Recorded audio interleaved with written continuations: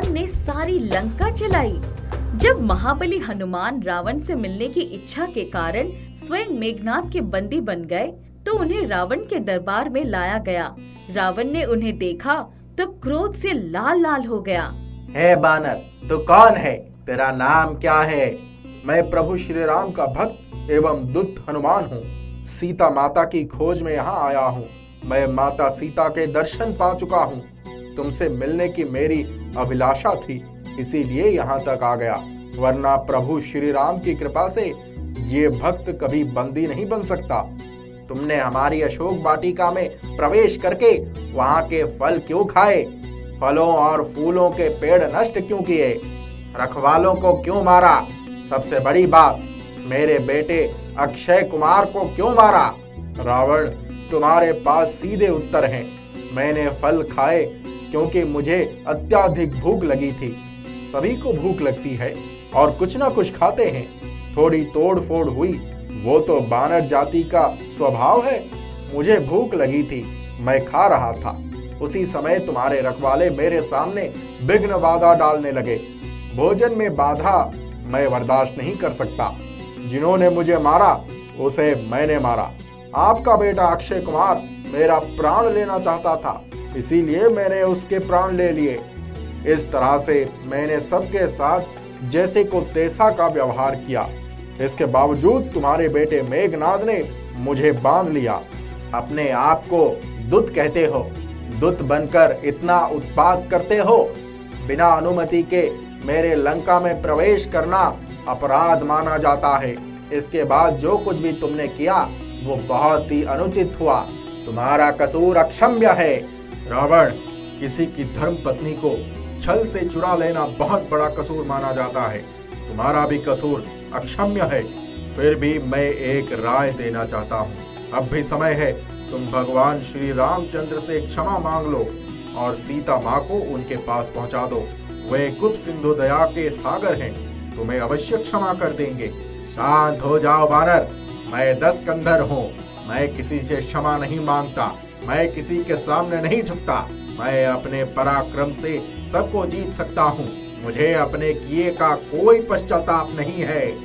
मैं तुम्हारे सारे पराक्रम की गाथा सुन चुका हूँ। फिर भी मैं तुम्हें समझा रहा हूँ कि जिस पथ पर तुम चल रहे हो वो तुम्हें और तुम्हारे परिवार को संपूर्ण विनाश की ओर ले जाएगा। पुलस्त ऋषि के वंश में जन्म लेकर ऐसा पाप मत करो। हे बंदर, चुप रहो। मैं तुझे तेरे किए का दंड देना चाहता हूँ। इस बानर को प्राण दंड दिया जाए। रावण के इस निर्णय पर विभीषण चौंक जाते हैं। उन्हें बड़ी चिंता हो जाती है। भैया, हनुमान एक दूत है और दूत को प्राण दंड देना नियम के विरुद्ध है। रावण ने अपने मंत्रियों से सलाह मशवरा लिया और उन्होंने भी यही कहा कि दूत के प्राण लेने नहीं चाहिए। महाराज, एक दंड दिया जा सकता है।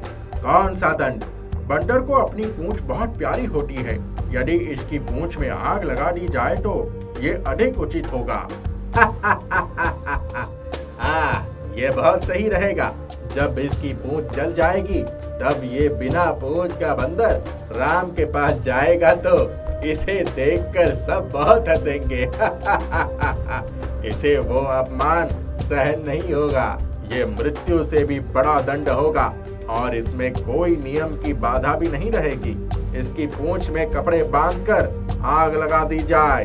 रावण का ये निर्णय सुनकर बजरंगबली मन ही मन मुस्कुराने लगे।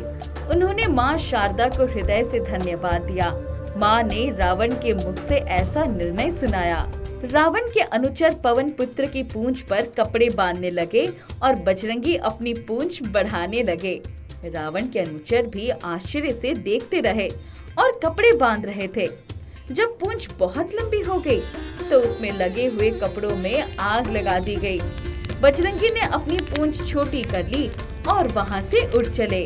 अरे, ये बानर कहाँ चला गया? देखो, देखो कहाँ भाग गया। अरे, ये तो उड़ना भी जानता है। रावण और उसके दरबारी देखते ही रह गए और बजरंगबली हवा में उड़ गए। वे लंका के हर भवन पर चढ़कर उसे अपनी पूंछ के कपड़े की आग से जलाने लगे। एक भवन से दूसरी भवन और फिर तीसरे। इस तरह पूरी सोने की लंका आग के शोलों में बदल गई। पूरी लंका में 2 स्थान सुरक्षित रह गया। एक अशोक वाटिका का अशोक वृक्ष जहां माता सीता बैठी थी और दूसरा विभीषण का घर। इसके अलावा पूरी लंका जल रही थी। इसके बाद पवन पुत्र समुद्र के किनारे पहुंच गए और उन्होंने अपनी पूंछ को जल के अंदर डालकर बुझा दिया। उनकी पूंछ पर आग का रत्ती भर भी असर नहीं हुआ। बजरंगबली महादेव के अवतार थे, इसलिए अग्नि देवता उन्हें कैसे नुकसान पहुंचाते। इस तरह से महाबली हनुमान ने सोने की लंका का दहन कर दिया।